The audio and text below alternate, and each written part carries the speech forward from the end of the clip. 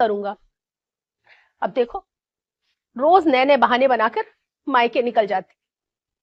संजू, संजू उठो जल्दी। ये हुआ। वो मम्मी का फोन आया था, बता रही थी कि पापा का पैर फिसल गया बाथरूम में और उनको चोट लग गई है। वो जैसे तैसे करके किसी पड़ोसी के साथ उन्हें हॉस्पिटल लेके गई है। हमें अभी जाना होगा, तुम जल्दी उठो। अरे यार, इतनी सुबह सुबह कौन जाता है? और तू पहले जाके माँ से पूछ, क्या जाना नहीं जाना। सुबह सुबह से क्या मतलब है तुम्हारा? अरे पापा है वो मेरे। सुबह हो, दोपहर हो, चाहे आधी रात हो। यार रिया, तू मेरी क्यों नींद खराब कर रही है? जाना तो माँ से पूछ ले।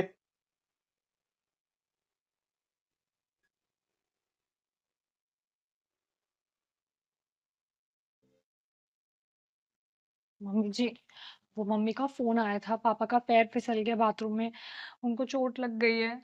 मम्मी बहुत घबरा गई है, तो मैं एक बार जा रही हूँ। अरे, अभी पिछले हफ्ते ही तो गई थी मायके, और अब फिर से? और इतनी सुबह सुबह कौन जाता है मायके? मैं घूमने थोड़ी जा रही हूँ, पापा हॉस्पिटल में एडमिट है, मम्मी अकेली है वहां पे, घबराई हुई है, इसीलिए तो जा रही हूँ। अगर माँ बाप को ही देखना था तो शादी क्यों की थी? अरे, उन्हीं की सेवा कर लेती। जब देखो तब मुंह उठाया और बहाने तैयार है मायके जाने के लिए। इस घर की तो तुम्हें बिल्कुल चिंता ही नहीं है। कभी पापा हॉस्पिटल में, कभी माँ बीमार है। ये क्या बोल रही हैं आपको? सच में ये लगता है कि मैं अपने माँ बाप की बीमारी का बहाना बना के मायके जाती हूँ? अगर आपको मेरी बात पे भरोसा नहीं है, मुझ पे यकीन नहीं है, आप एक काम करो, मेरी मम्मी को कॉल करके पूछ लो, आपको हो जाएगी तसल्ली। इसीलिए इसीलिए मैं शादी के खिलाफ थी, क्योंकि तेरे कोई भाई नहीं है। लेकिन संजू संजू ने तो जिद पकड़ रखी थी, करूंगा तो इसी से करूंगा। अब देखो, रोज नए नए बहाने बनाकर मायके निकल जाती। क्या कर सकते हैं? हमें तो तुम्हारे और तुम्हारे मायके के प्यार को बर्दाश्त करना ही पड़ेगा ना। क्या कहा आपने? आप मुझे बर्दाश्त कर रही हैं? आप मुझे एक बात बताइए मम्मी जी, इस घर के आपके या संजू के ऐसे कौन से काम हैं जो मैंने किए नहीं? या एक बहू होने के नाते मेरे जो फर्ज थे, ऐसे कौन से फर्ज थे जो मैं पूरे नहीं कर पाई? और आपको बहुत अच्छे से पता था ना पहले से ही कि मेरा कोई भाई नहीं है, मैं अपने माँ बाप की इकलौती औलाद हूँ। फिर क्यों करवाई आपने अपने बेटे की शादी मुझसे? अरे क्यों सुबह सुबह शोर मचाया हुआ है?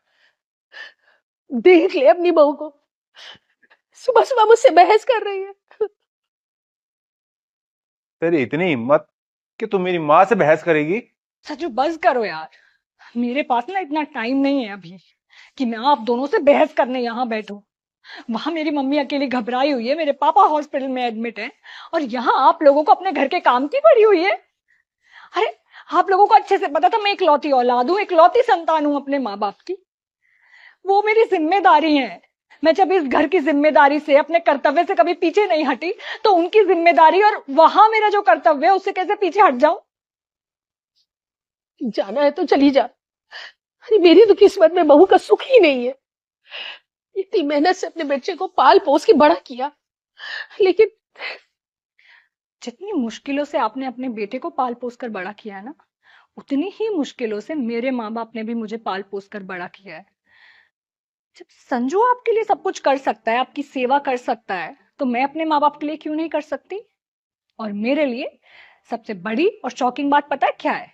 कि अभी तक आप दोनों में से किसी ने ये नहीं पूछा कि मेरे पापा को चोट कितनी लगी है, कुछ सीरियस तो नहीं हो गया है, कौन से हॉस्पिटल में एडमिट है।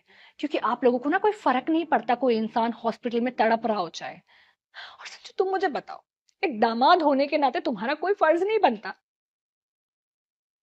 शादी के बाद सारे फर्ज मेरे ही हैं, औरत के ही हैं।